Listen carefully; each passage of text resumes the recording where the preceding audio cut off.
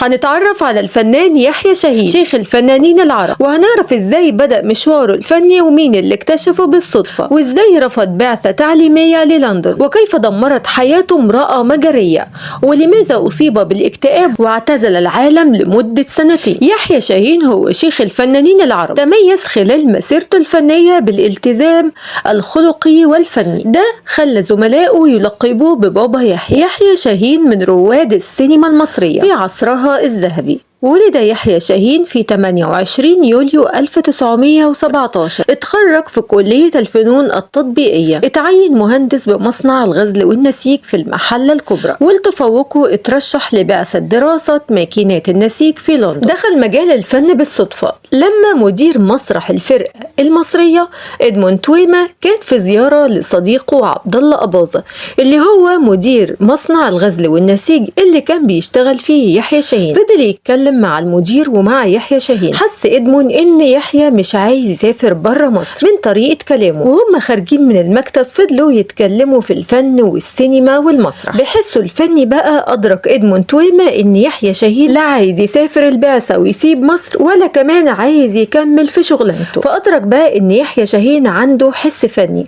وعنده ميول فنية، فقال له قابلني بالليل ونكمل كلامنا. راح بقى يحيى فندي لإدموند فندي تويما على حسب الميعاد اللي بينهم. فقرر إدموند إنه يقدم يحيى فندي لخليل مطران علشان يلحقه بالفرقة القومية، وكان يحيى في قمة سعادته، وبرغم معارضة أهله لدخول الفن وممارسة التمثيل، برغم كمان إنه ما كانش بياخد أجر لما اشتغل مع الفرقة القومية، إلا إنه كان في منتهى السعادة لأنه كان بيعمل الحاجة اللي هو بيحبها. يومها بقى قرر يحيى شاهين إنه يستقل ويشق طريقه في عالم الفن، فأخد مبلغ أبوه كان سايبهوله وشد الرحال ومشي. علشان يقدر يعيش لازم يشتغل، لأنه ما كانش معاه فلوس وما كانش كمان بياخد فلوس من شغله في المسرح. فإدموند تويما بقى حب يلاقي له شغلانة، فجاب له دور صغير في فيلم دنانير مع أم كلثوم، وأخد عن كل يوم تصوير 2 جنيه. برغم صغر الدور والأجر إلا إنه كان سعيد جدا زي ما كان بيوصف في مذكراته،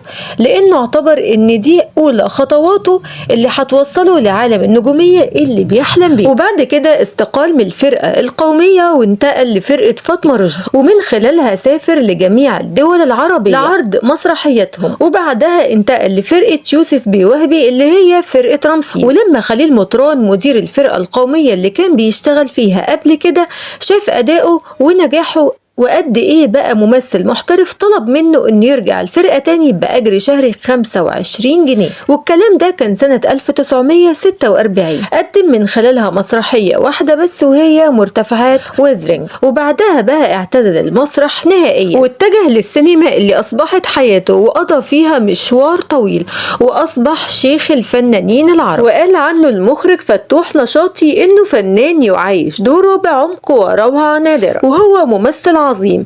خسروا المسرح وخدته السينما اللي مثلت مرحلتين في حياته. بدأ يحيى شاهين في السينما بدور صغير في فيلم دنانير بطولة السيدة أم كلثوم، نجح فيه وتوالد بعد كده عليه الأعمال الفنية، فعمل في فيلم بنت الشيخ، وبعد كده فيلم لو كنت غني، وطلبته أم كلثوم ليشاركها البطولة في فيلم سلامة بعد ما اعتذر حسين صدقي عن أداء الدور، وكان أجر يحيى شاهين 600 جنيه.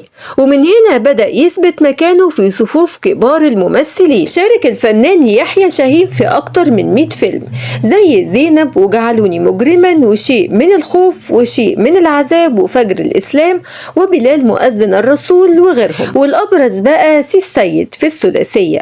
ومن هنا أصبح أصدقائه بينادوه باسم سي السيد لنجاحه في أداء شخصية السيد أحمد عبد الجواد. اتجه الفنان يحيى شاهين للإنتاج، فأنتج بعض أفلام كانت من بطولته زي سلو قلبي مع فاتن حمامة، وقرية العشاق مع ماجدة، ونساء في حياتي مع زبيدة ثروت، والحب الصامت مع مريم فخر الدين وهند رستم، والملاك الصغير مع زبيدة ثروت، وكانت هي في بدايتها. وتم اختيار 9 من أفلامه ضمن أفضل 100 فيلم في السينما المصرية زي زينب والأرض وبين القصرين وشيء من الخوف. أما بقى عن زيجاته فتجوز يحيى شاهين مرتين، الأولى من سيدة مجرية كانت أكبر منه بكتير جدا وكان عندها ولدين، وبرغم كده اتجوزها وكان بيحبها جدا، ولكن بعد 6 سنين تم الطلاق بعد ما أنجب منها بنتين، لكنها للأسف الشديد بعد الطلاق خطفتهم وسافرت بيها على المجر، ومن هنا اتسببت له في ألم نفسي شديد جدا